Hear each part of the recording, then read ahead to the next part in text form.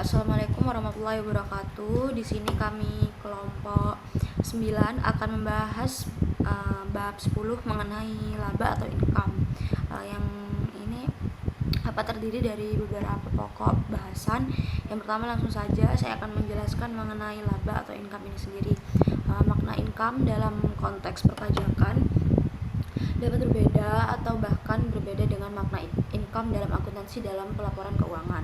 Dalam perpajakan, income sendiri dimaknai sebagai jumlah kotor sehingga diterjemahkan sebagai penghasilan sebagaimana digunakan dalam standar akuntansi keuangan. Masalah yang berkaitan dengan laba sendiri ini adalah menentukan konsep laba secara tepat untuk pelaporan keuangan sehingga angka laba merupakan angka yang bermakna atau meaningful baik secara intuitif maupun ekonomik bagi berbagai pemakai statement keuangan. Pemaknaan atau pendefinisan laba ini mempunyai implikasi terhadap pengukuran dan penyajian laba. Karena akuntansi secara umum menganut cost historis, asas akrual dan konsep perbandingan, laba akuntansi yang sekarang dianut dimaknai sebagai selisih antara pendapatan dan biaya. Lalu pendefinisian laba ini sebagai pendapatan dikurangi biaya merupakan pendefinisian secara struktural atau sintaktik karena laba ini tidak dapat didefinisi secara terpisah dari pengertian pendapatan dan biaya. Yang kedua ada tujuan pelaporan laba. Dalam kenyataannya para pemakai mempunyai konsep laba dan model pengambil keputusan yang berbeda-beda.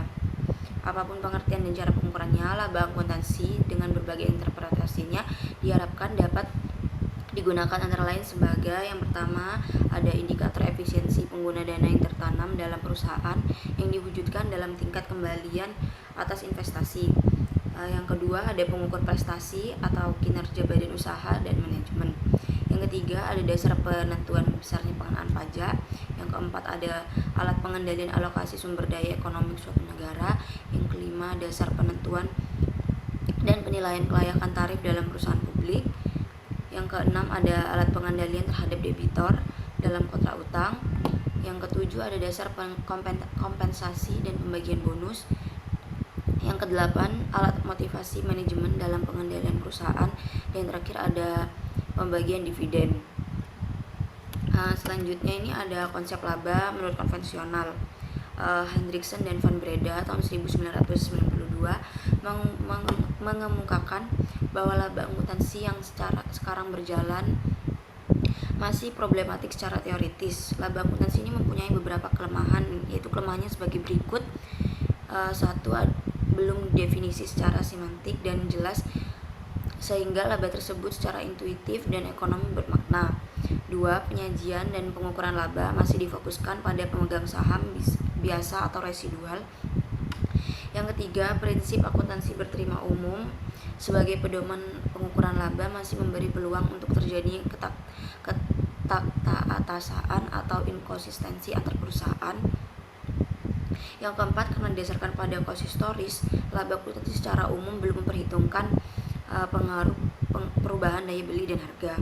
Yang kelima, dalam menilai kinerja perusahaan secara keseluruhan, investor dan kreditor memandang informasi selain laba akuntansi juga bermanfaat atau bahkan lebih bermanfaat sehingga ketepatan laba akuntansi belum menjadi tuntutan yang mendesak. Lalu ada konsep laba dalam tataran semantik. Konsep laba dalam tataran semantik ini berkaitan dengan masalah makna apa yang harus dilekatkan oleh perekayasaan pelaporan pada simbol atau elemen laba sehingga laba ini bermanfaat atau useful dan bermakna sebagai informasi. Pemaknaan secara semantik akhirnya akan menentukan pemaknaan laba secara semantik, yaitu pengukuran dan atau penyajiannya. Pengukuran kinerja laba ini dilihat dari tujuan di atas mengisyaratkan bahwa laba periode dimaknai sebagai informasi tentang kinerja masa lalu yang meliputi daya melaba, akuntabilitas, dan efisiensi. Kinerja perusahaan merupakan manifestasi dari kinerja manajemen sehingga laba kinerja perusahaan merupakan manifestasi dari kinerja manajemen sehingga laba dapat pula diinterpretasi sebagai pengukur keefektifan dan keefisienan manajemen dalam mengelola sumber daya yang dipercaya kepadanya. Pelaporan keuangan berkepentingan dengan informasi tentang kemampuan atau daya melaba suatu kesatuan usaha dengan sumber daya atau aset yang dikuasainya. Jadi untuk menentukan daya melaba, 3 komponen yang harus diketahui yaitu laba, periode, dan tingkat sumber daya atau investasi. Dalam akuntansi laba dimaknai dan diinterpretasi sebagai pengukur efisiensi oleh investor dalam bentuk kembalian atau investasi atau ROI. Bagi manajemen dapat diinterpretasi sebagai pengukur efisiensi pengguna sumber daya dalam bentuk pengembalian aset atau ROA. Bagi kreditor, efisiensi dapat ditunjukkan dengan jadi laba dapat merepresentasi kinerja karena efisiensi laba dapat menentukan ROI, ROA, dan ROL sebagai pengukur efisiensinya. Lalu ada konfirmasi harapan investor. Di sini para investor telah menggunakan segala informasi yang tersedia secara publik sebagai basis keputusan investasinya. Melalui prediksi laba. Laba diinterpretasi sebagai sarana untuk menyampaikan informasi privat perusahaan, sehingga laba ini mempunyai kandungan informasi baru lebih dari apa yang telah ditangkap oleh pasar sendiri. Dengan demikian, pasar ini diteorikan akan bereaksi terhadap pengumuman laba. Estimator laba ekonomi. Angka laba akan lebih bermakna kalau mempresentasi perubahan kemakmuran atau penciptaan nilai sebagai hasil kinerja ekonomi suatu kegiatan usaha sendiri ini. Dengan asas akrual, pengakruan dan penangguhan atas dasar konsep upaya dan hasil serta konsep konsistoris merupakan proses yang sangat lekat dengan penentuan laba akuntansi. Perubahan laba akuntansi diharapkan merefleksi pula perubahan ekonomi perusahaan. Dengan demikian, laba akuntansi masih tetap bermanfaat bagi investor yang mungkin lebih berkepentingan dengan laba ekonomi. Yang selanjutnya ada perbandingan antara laba akuntansi dengan laba ekonomi. Aspek pembedanya dari sudut pandang pemaknaan. Kalau laba akuntansi ini prekayasan akuntansi, penyusunan standar atau penyusunan statement keuangan. Kalau laba ekonomi pemegang saham. Dari dasar pengukurannya, kalau laba akuntansi cost historis, kalau laba ekonomi cost kesempatan, nilai pasar, dan nilai likuidasi. Lalu ada pengertian dari ekonomi sendiri.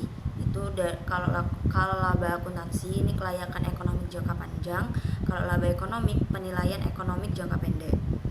Lalu ada makna depresiasi. Jika laba akuntansi ada alokasi cost, kalau laba ekonomi ada penurunan nilai ekonomi. Aspek pembeda selanjutnya ada unit pengukur. Jika laba akuntansi ada rupiah nominal, jika laba ekonomi ada daya beli. Selanjutnya ada sasaran pengukuran atau sifat laba. Jika dibandingkan dari laba akuntansi ini laba uang atau nominal, jika laba ekonomi laba real. Lalu ada konsep dasar yang melandasi laba akuntansi ini kontinuitas usaha dan asas akrual. Kalau laba ekonomi likuidasi dan nilai tunai. Selanjutnya ada fungsi aset. Kalau laba akuntansi ini sisa potensi jasa, kalau laba ekonomi simpanan atau sediaan nilai.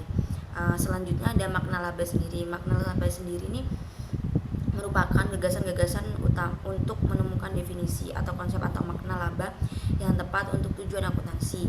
Secara semantik belum terdapat kesepakatan tentang makna laba yang mantap yang menjadi basis akuntansi dalam jangka panjang. Dari banyaknya pengertian laba dapat disimpulkan bahwa laba sendiri secara konseptual ini mempunyai karakteristik secara umum sebagai berikut. Yang pertama ada kenaikan kemakmuran yang dimiliki atau dikuasai suatu entitas, yaitu perorangan, kelompok individual, intuisi, badan, lembaga, atau perusahaan. Yang kedua ada perubahan terjadi dalam suatu kurun waktu atau periode, sehingga harus diidentifikasi kemakmuran awal dan kemakmuran akhir. Yang terakhir ada perubahan ini dapat dinikmati, didistribusi, atau ditarik oleh entitas yang menguasai kemakmuran, asalkan kemakmuran awal ini dipertahankan. Yang terakhir ada konsep pertahanan kapital. Konsep ini mempunyai arti penting atau konsekuensi dalam beberapa hal yang saling berkaitan, sebagai berikut. A. Membedakan antara kembalian atas investasi dan pengembalian investasi. B. Memisahkan dan membedakan transaksi operasi dalam arti luas dan dengan transaksi pendanaan dari pemilik. C. Menjamin agar laba yang dapat didistribusi tidak mengandung pengembalian investasi. D. Memungkinkan penentuan laba penyesuaian kapital untuk mempertahankan kemampuan ekonomi awal periode akibat perubahan harga dan daya beli sehingga laba ekonomi akan terukur pula. E. Memungkinkan penggunaan berbagai dasar penilaian untuk menentukan tingkat kapital pada suatu tertentu. Lalu terakhir F, ada memungkinkan penerapan pendekatan aset kewajiban secara penuh dalam pemaknaan laba sehingga angka laba akuntansi akan mendekati angka laba ekonomi. Yang selanjutnya akan dibahas oleh rekan saya. Baik, Assalamualaikum warahmatullahi wabarakatuh. Saya akan melanjutkan pembahasan dari kelompok kami mengenai laba, yaitu di mana konsep laba dalam tataran sintaktik. Laba dalam tataran sintaktik ini salah satu bentuk penjabaran makna laba secara sintaktik adalah mendefinisi laba sebagai selisih pengukuran dan penandingan antara pendapatan dan biaya. Nah, selanjutnya yaitu pendekatan transaksi. Pendekatan saat terjadinya transaksi, terutama transaksi eksternal yang kemudian terakumulasi sampai akhir periode. Yaitu kemudian selanjutnya mengenai pendekatan kegiatan. Nah, pendekatan kegiatan ini laba dianggap timbul bersamaan dengan berlangsung suatu kegiatan atau kejadian. Nah, selanjutnya yaitu pendekatan pemertahanan kapital. Nah, pendekatan ini itu laba merupakan konsekuensi dari pengukuran kapital pada titik waktu yang berbeda. Laba merupakan konsekuensi dari pengukuran kapital pada titik waktu yang berbeda. Dengan konsep ini, statement keuangan itu diukur atas dasar pendekatan aset. Dan selanjutnya pengukuran atau penilaian kapital. Nah, pengukuran kapital pada dua titik waktu menimbulkan masalah konseptual. Karena dengan berjalannya waktu beberapa hal yang bersifat ekonomik itu berubah dan harus unit atau skala pengukur dan dasar pengukurannya. Kemudian jenis dari kapital selanjutnya yaitu kapital adalah sumber ekonomik yang dikuasai oleh entitas yang dipandang atau dimaknai sebagai kapasitas produksi fisik, yaitu kemampuan menghasilkan barang dan jasa. Dalam konteks akuntansi, entitas yang dimaksud adalah badan usaha yang mana menjalankan atau dijalankan oleh manajemen. Kemudian selanjutnya yaitu skala pengukuran. Nah, skala pengukuran ini merupakan unit pengukur yang dapat dilekatkan pada suatu objek sehingga objek tersebutnya dari objek yang lain atas dasar unit pengukur tersebut. Kemudian untuk skala nominalnya merupakan lebih tepatnya itu skala rupiah.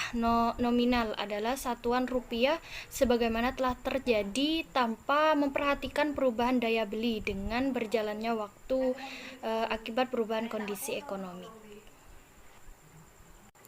Nah, selanjutnya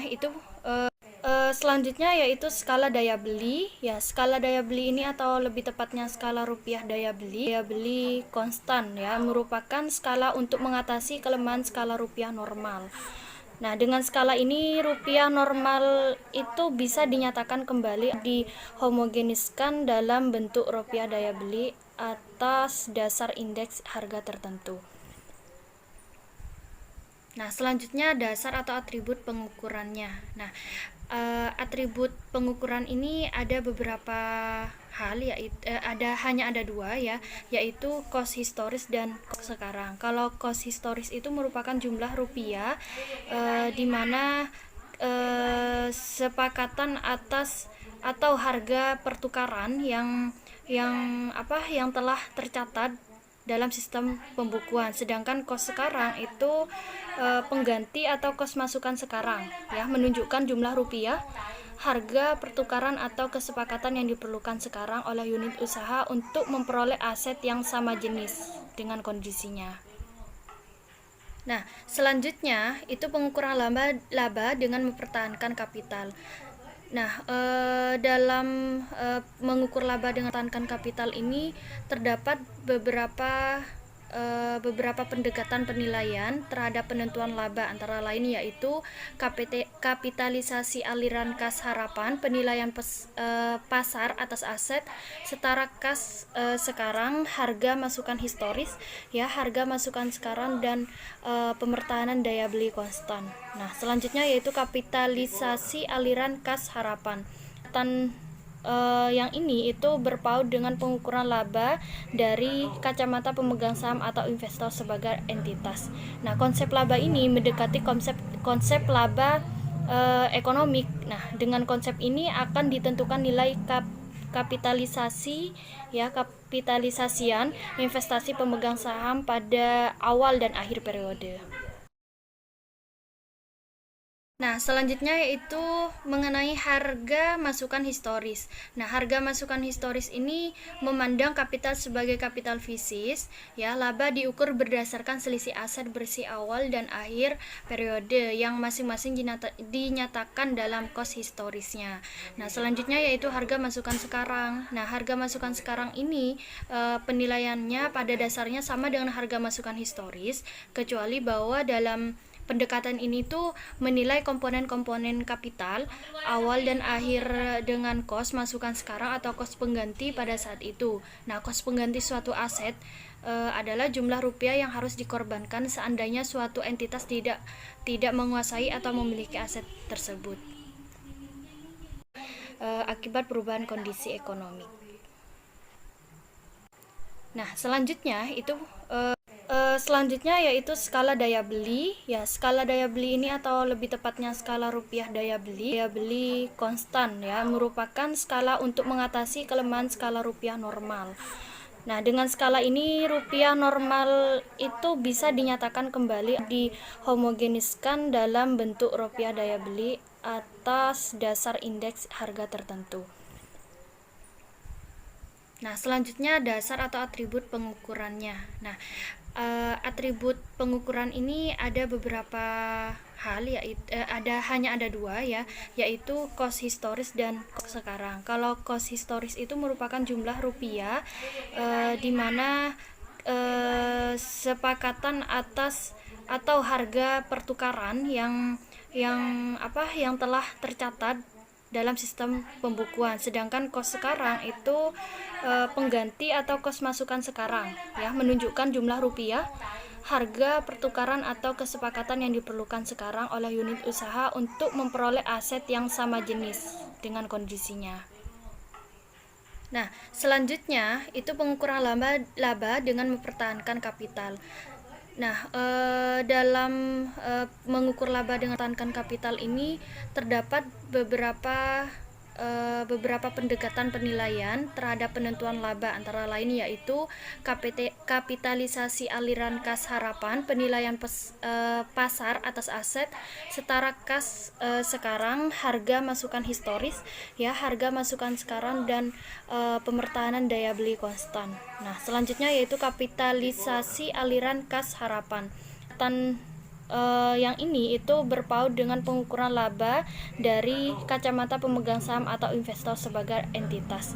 Nah, konsep laba ini mendekati konsep laba ekonomik. Nah, dengan konsep ini akan ditentukan nilai kapitalisasi, ya, kapitalisasian investasi pemegang saham pada awal dan akhir periode.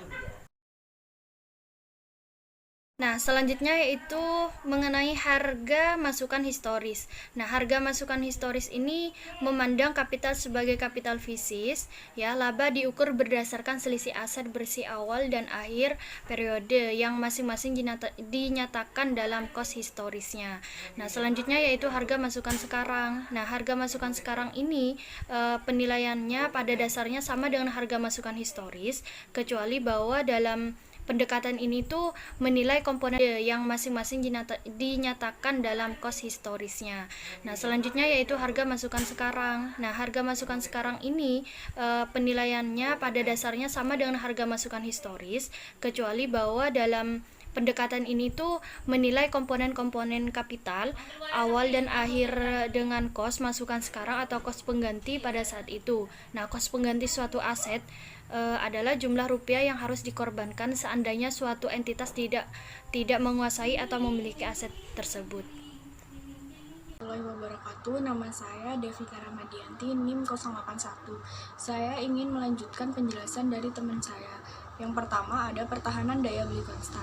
Kapital awal dan akhir dinyatakan dalam unit daya beli konstan pada indeks dasar tertentu.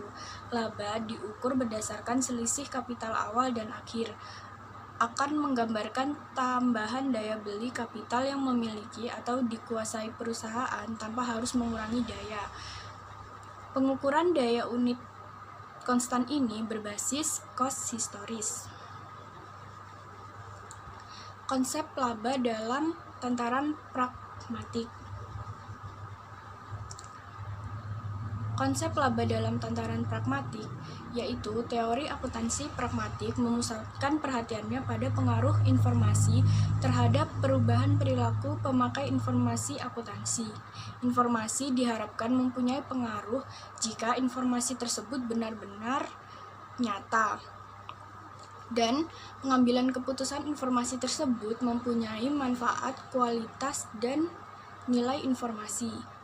Bila dikaitkan dengan laba tataran ini, membahas apakah informasi laba bermanfaat atau laba dinyatakan digunakan.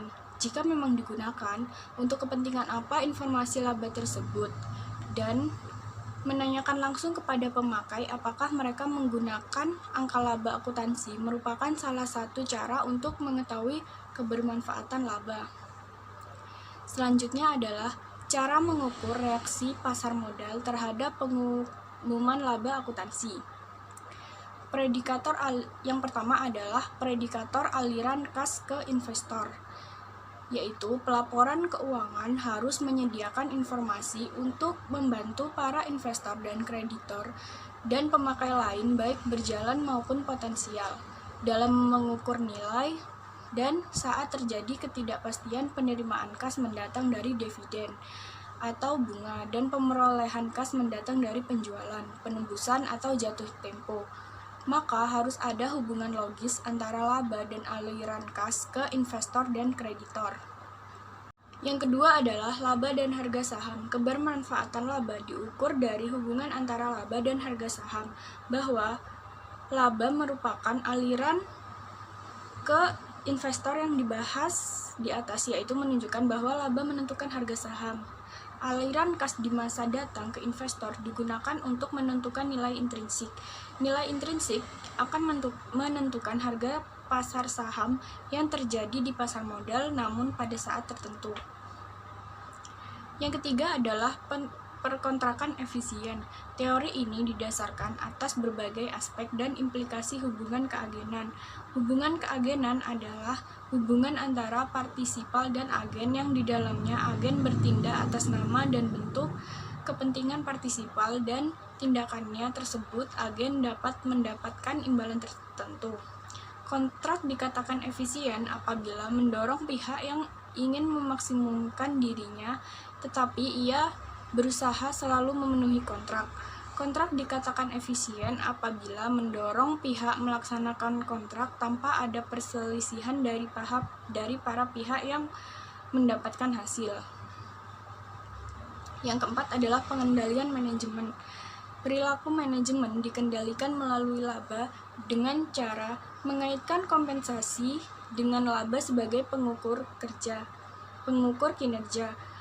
Pengendalian akan efektif apabila manajer mempunyai persepsi bahwa laba sebagai pengukur kinerja benar-benar laba yang diakibatkan oleh tindakannya.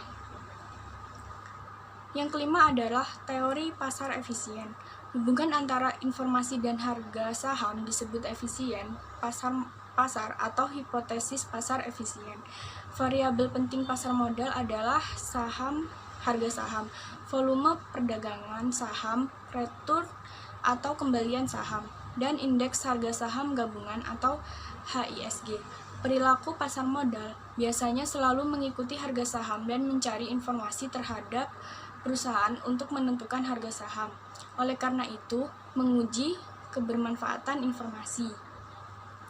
Dan yang keenam, bentuk efisiensi pasar. Terdapat 3 bentuk efisiensi pasar, yaitu bentuk lemah, bentuk semi kuat, dan bentuk kuat. Bentuk lemah adalah pasar adalah efisien dalam bentuk lemah jika harga sekuritas merefleksi secara penuh informasi harga dan volume sekuritas masa lalu. Lalu bentuk semi kuat yaitu pasar bentuk semi kuat jika harga saham sekuritas merefleksi secara penuh semua informasi yang tersedia secara publik. Lalu bentuk kuat adalah pasar dalam bentuk kuat, yaitu harga sekuritas merefleksi secara penuh semua informasi termasuk informasi privat atau informasi dalam yang tidak dipublikasikan. Yang ketujuh yaitu laba sebagai signal. Laba akuntansi yang diumumkan via statement keuangan merupakan salah satu signal dari himpunan informasi yang tersedia bagi pasar modal. Informasi saham merupakan kebijakan manajemen, rencana manajemen, dan pengembangan produksi, serta strategi yang dirahasiakan. Dan sebagaimana yang tidak tersedia secara publik, akhirnya akan terefleksi dalam angka laba yang dipublikasikan via statement keuangan. Laba merupakan sarana untuk menyampaikan signal-signal dari manajemen yang tidak disampaikan secara publik. Lalu yang ke-8 adalah pengajuan kandungan informasi laba. Untuk menguji kandungan informasi laba terdapat 2 pendekatan yang dilakukan, yaitu pendekatan asosiasi dan pendekatan pariwisata. Penelitian ini yang mendasar pada pendekatan asosiasi, yaitu sering disebut juga studi asosiasi. Sedangkan penelitian yang menekankan reaksi pasar disebut studi peristiwa. Variabel ini ditentukan untuk perusahaan secara individual. Pengujian harus dilakukan pada level pasar sehingga diperlukan berbagai perusahaan sebagai sampel untuk mengujinya. Lalu yang ke-8 adalah pengajuan kandungan informasi laba. Untuk menguji kandungan informasi laba terdapat 2 pendekatan yang dilakukan, yaitu pendekatan asosiasi dan pendekatan pariwisata. Penelitian ini yang mendasar pada pendekatan asosiasi, yaitu sering disebut juga studi asosiasi. Sedangkan penelitian yang menekankan reaksi pasar disebut studi peristiwa. Variabel ini ditentukan untuk perusahaan secara individual. Pengujian harus dilakukan pada level pasar sehingga diperlukan berbagai perusahaan sebagai sampel untuk mengujinya. Selanjutnya yaitu pengujian asosiasi. Studi asosiasi sering disebut studi koefisien responsa laba atau IRC. Koefisien responsa laba adalah kepekaan return saham terhadap setiap rupiah laba atau laba kejutan.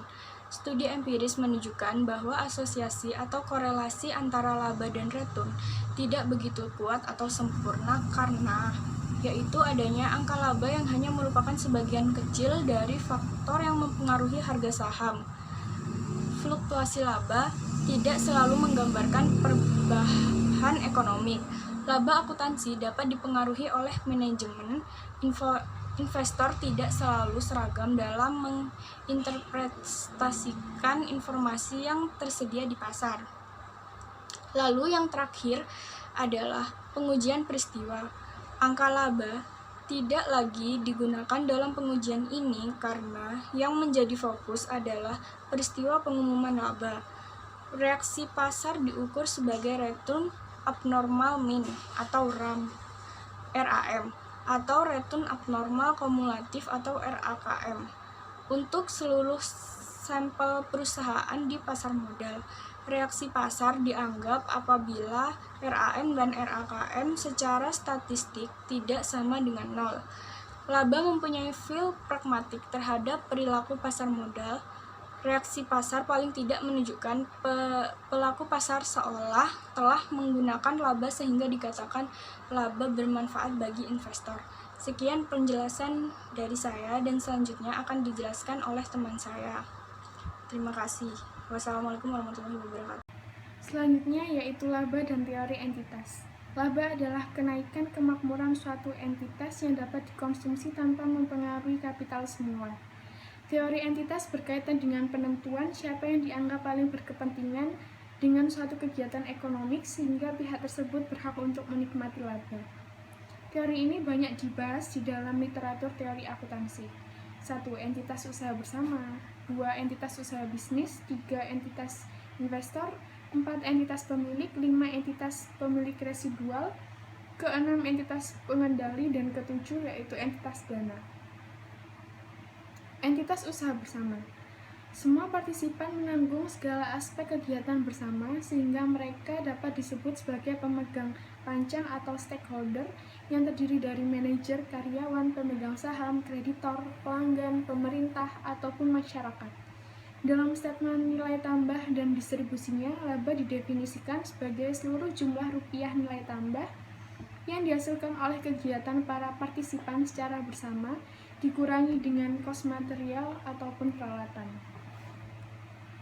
Entitas usaha atau bisnis. Perusahaan dipandang sebagai orang atau badan yang berdiri sendiri, bertindak atas nama sendiri, serta terpisah dari investor, kreditor, dan pihak eksternal lainnya. Laba dipandang sebagai kenaikan aset karena pendapatan dianggap sebagai aliran masuk dan biaya sebagai aliran keluar akibat kegiatan operasi perusahaan. Jumlah rupiah yang didistribusikan ke pihak luar diperlakukan sebagai biaya, sedangkan transaksi modal tidak dibebankan dengan transaksi operasi. Persamaan akuntansinya yaitu aset sama dengan ekuitas. Entitas investor. Investor dalam arti luas yaitu kreditor ataupun jangka panjang dan pemegang saham. Jadi, investor adalah penyedia dana utama di suatu perusahaan.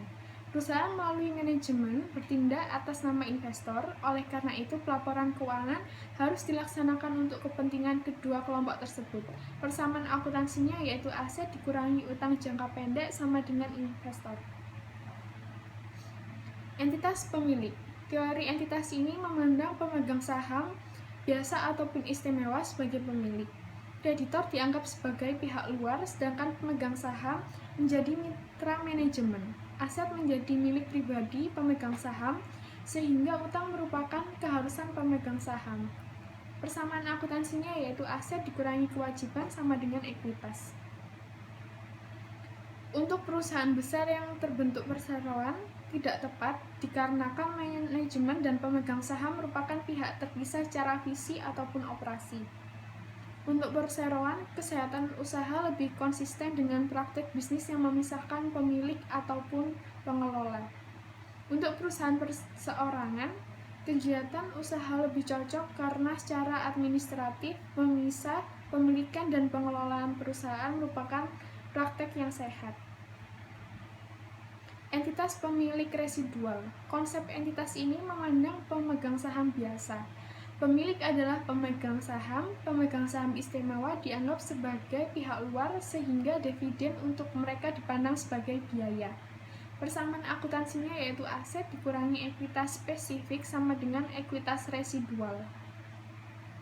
Ekuitas spesifik adalah utang dan ekuitas saham istimewa. Penyajian laba harus dipusatkan pada pemegang saham biasa untuk membantu mereka memprediksi aliran kas masa yang akan datang.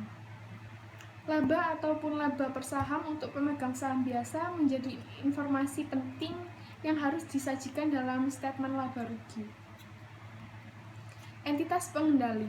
Manajemen puncak sebagai pengendali bukan pemilik, sehingga neraca dipandang sebagai statement tentang sumber dan penggunaan dana yang menunjukkan pertanggungjelasan manajemen. Statement laba rugi sebagai penjelasan atau kegiatan manajemen dari sudut pandang manajemen sehingga menunjukkan hasil ataupun laba untuk tiap kegiatan yang dapat berupa proyek, produk, ataupun segmen bisnis lainnya. Entitas dana. Dana dapat diartikan sebagai kas ataupun uang, aset likuid, ataupun sumber keuangan yang dapat digunakan untuk mendanai suatu kegiatan, program, proyek, ataupun dalam rangka mencapai tujuan tertentu. Teori ekuitas dana dapat dinyatakan dalam persamaan berikut, yaitu untuk kesatuan dana non-belanja, persamaannya adalah aset sama dengan pembatasan aset. Seperti entitas bisnis dengan pusat perhatian pada pemerintah sebagai pemegang pancang utama ataupun dapat disebut sebagai ekuitas dana. Yang kedua yaitu untuk kesatuan dana belanja. Persamaannya yaitu ekuitas likuid sama dengan saldo dana. Karena pemerintah, kas ataupun sumber likuid harus dibelanjakan sesuai dengan tujuan, sehingga laba yang tidak relevan, tujuan utama akuntansinya yaitu adalah pertanggungjawaban dan pertanggungjelasan publik. Penyajian laba. Penyajian adalah pemisah pelaporan pos-pos transaksi dan pos-pos transaksi dengan memiliki ataupun transaksi modal. Pos-pos operasi dalam arti luas pada umumnya yaitu dilaporkan melalui statement laba rugi, sedangkan pos-pos yang jelas merupakan transaksi modal dilakukan melalui statement laba rugi atau statement perubahan ekuitas.